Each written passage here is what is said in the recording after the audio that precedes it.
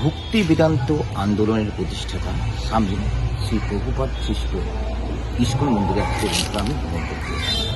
তা আজকে যে ইস্কন মন্দিরটা এসেছি সেটা হলো শিলিগুড়ি ইস্কন। তা বন্ধুরা, কালকেই ছিল দোল পূর্ণিমা, সেই উপলক্ষে এই ইস্কন মন্দিরে অনেক রকম অনুষ্ঠানের আয়োজন করা হচ্ছে। তা চলো তোমাদেরকে সেই ইস্কন মন্দিরে নিয়ে যাই, সেখানে গিয়ে অনেক আনন্দ হবে, অনেক মজা হবে। আর চলো বন্ধুরা, আজকে আমাদের লক্ষ্য বন্ধুরা কৃষ্ণ নামে নিজেদেরকে মাতোয়ারা করা। আর সেই উদ্দেশ্যে বন্ধুরা বেরিয়ে পড়লাম শিলিগুড়ি ইস্কনের উদ্দেশ্যে। তাই এই মুহূর্তে বন্ধুরা আমরা প্রায় কাছাকাছি চলে এসেছি শিলিগুড়ি ইস্কনের, এবং এরপর আমরা বন্ধুরা প্রবেশ করব শিলিগুড়ি ইস্কন মন্দিরে। তাই এই মুহূর্তে তোমরা বন্ধুরা দেখতে পাচ্ছ এই হলো শিলিগুড়ি ইস্কনের মূল প্রবেশদ্বার। তা চলো বন্ধুরা এবার আমরা ভেতরে প্রবেশ করি। ভেতরের পরিবেশটা বন্ধুরা সত্যি খুব সুন্দর, দেখতে পাচ্ছ, যাতে একদম মন শরীর দুটো একসাথে জুড়ে যাবে। ঢুকেই ডান দিকে দেখতে পেলাম একটি মেডিকেল ক্যাম্প, যেখানে আগত দর্শনার্থীদের যদি কোনো রকম শারীরিক সমস্যা হয় তাদেরকে সম্পূর্ণ বিনামূল্যে এখানে পরিষেবা এবং চিকিৎসার সুবন্দোবস্ত আছে। তা সেটা দেখে এবার বন্ধুরা মূল মন্দিরে এবার প্রবেশ করব, এবং এখানেই ডান দিকে দেখতে পেলাম যেখানে সম্পূর্ণ বিনামূল্যে আপনারা আপনাদের চটি বা জুতো সেখানে রাখতে পারবেন। তা বন্ধুরা সেখানে গিয়েও আমরা প্রথমে আমাদের চটি বা জুতোগুলোকে সেখানে রেখে দিলাম, এবং রাখার পর বন্ধুরা এবার মূল মন্দিরে এবার প্রবেশ করব। তা বন্ধুরা দেখতে পাচ্ছ এই হচ্ছে সে বিখ্যাত ইস্কনের মূল মন্দির। 1998 সালে শিলিগুড়ির সুসজ্জিত উদ্যানের মাঝে হরে রাম হরে কৃষ্ণ ধর্মের অনুসারীরা নির্মিত international society for Krishna conscious, যা ইস্কন মন্দির নামে বেশি পরিচিত। ভগবান কৃষ্ণের প্রতি নিবেদিত ইস্কন মন্দিরটি ভক্ত এবং তীর্থযাত্রীদের কাছে শিলিগুড়ির প্রধান আকর্ষণ হয়ে উঠেছে। এটি সমগ্র উত্তর পূর্ব ভারতের বৃহত্তম কৃষ্ণ কেন্দ্র।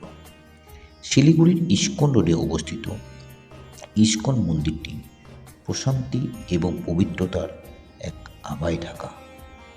ইস্কন মন্দিরের সাদা ধোয়া ভবনটি তার দর্শনার্থীদের কাছে আধুনিক স্থাপত্য এবং জাতিগত ঐতিহ্যের এক সুন্দর মিশ্রণ প্রদর্শন করে। মন্দিরের প্রবেশ পথেই তোমরা দেখতে পাবে বন্ধুরা খুব সুন্দর একটি বইয়ের দোকান, যেখানে সনাতনী হিন্দু ধর্মের উপর রচিত অনেক রকম বই তোমরা এখানে পেয়ে যাবে। সেখানে পুরাণ, ভগবত পুরাণ, বিষ্ণু পুরাণ থেকে শুরু করে সমস্ত বই।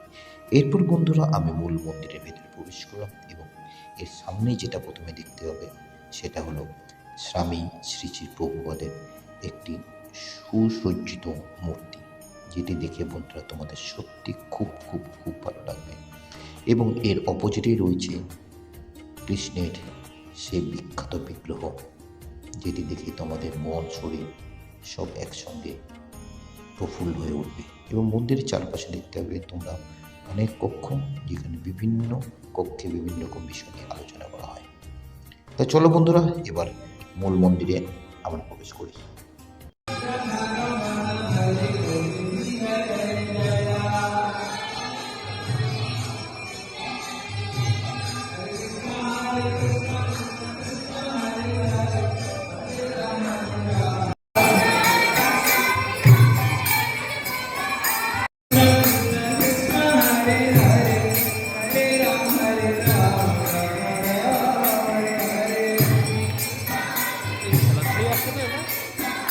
আমার বোন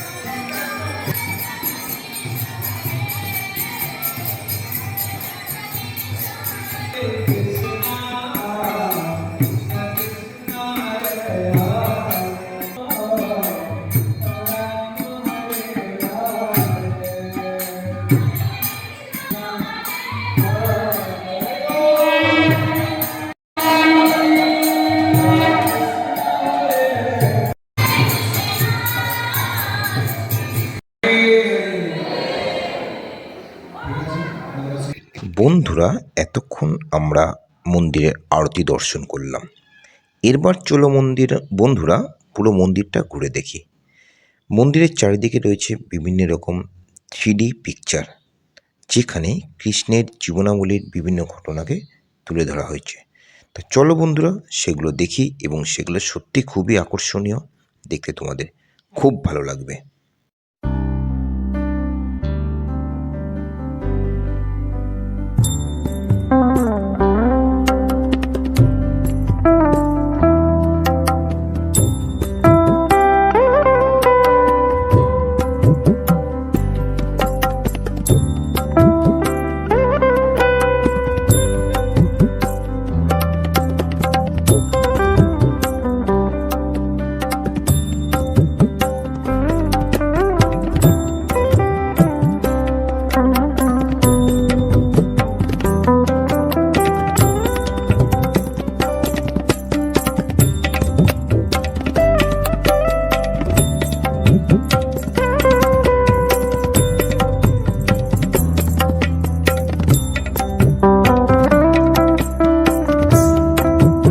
মন্দির প্রদক্ষিণ তো হলো বন্ধুরা, এবার চলো মন্দিরের মহাপ্রসাদ আমরা গ্রহণ করব, কারণ এখন মূল মন্দিরের বিগ্রহ থেকে মহাপ্রসাদ বিতরণ করা হবে। তা চলো বন্ধুরা সেই মহাপ্রসাদের লাইনে এখন দাঁড়াই এবং সেই মহাপ্রসাদ গ্রহণ করি।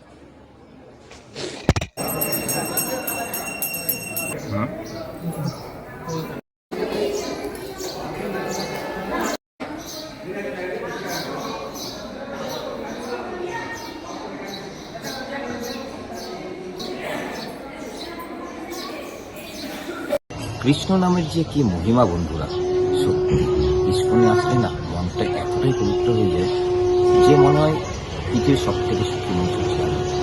কৃষ্ণ নামের মধ্যে নিজেকে ভাসিয়ে, কৃষ্ণ নামের মধ্যে নিজেকে মাতোয়ারা করে যে কি শান্তি, সে তোমরা আসো বন্ধুরা, আসলে বুঝতে হবে। তো চলো বন্ধুরা এবার মন্দিরটা একটু ভেতরে তোমাদেরকে দেখালাম, এই মন্দিরের বাইরের যে পরিবেশটা সে তোমাদেরকে দেখাই। তো চলো আমার সাথে মন্দিরের বাইরের পরিবেশটা তোমাদেরকে দেখাই।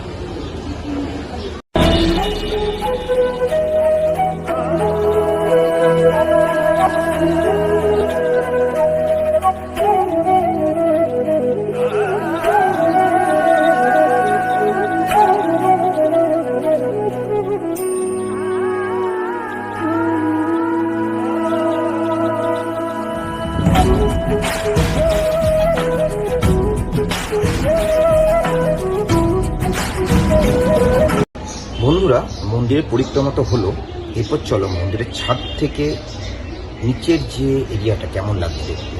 অসাধারণ দৃশ্য একটা, মন্দিরের ছাদ থেকে বা মন্দিরের উপর থেকে নিচের যে দৃশ্যটা, চলো বন্ধুরা সেটা তোমাদেরকে দেখো।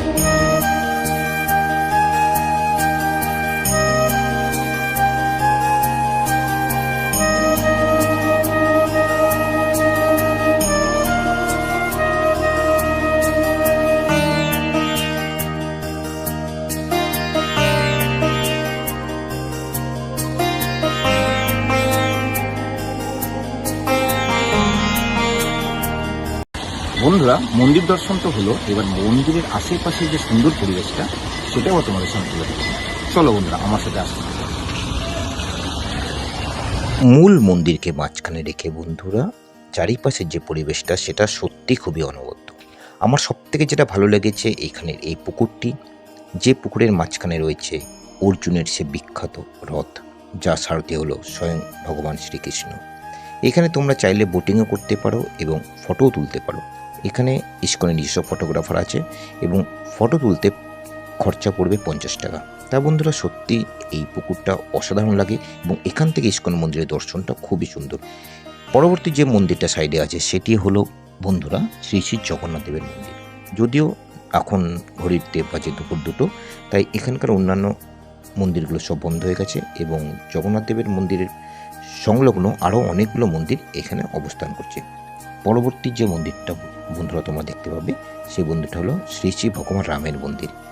হ্যাঁ বন্ধুরা, এই যে সামনে যে মন্দিরটা দেখতে পাচ্ছ এটাই হলো আমাদের পুরুষোত্তম শ্রী রামের মন্দির এবং এই রামের মন্দিরের পাশে যে মন্দিরটি আছে সেটা হলো সীতা মন্দির, ভগবান শ্রী সীতার মন্দির। এবং আরেকটি আকর্ষণীয় জিনিস যেটা আমার খুব ভালো লাগে সেটা হলো বন্ধুরা তোমরা এখন দেখতে পাচ্ছ শ্রীকৃষ্ণের জীবনের উপর ভিত্তি করে বিভিন্ন রকম মূর্তি এখানে বানানো রয়েছে।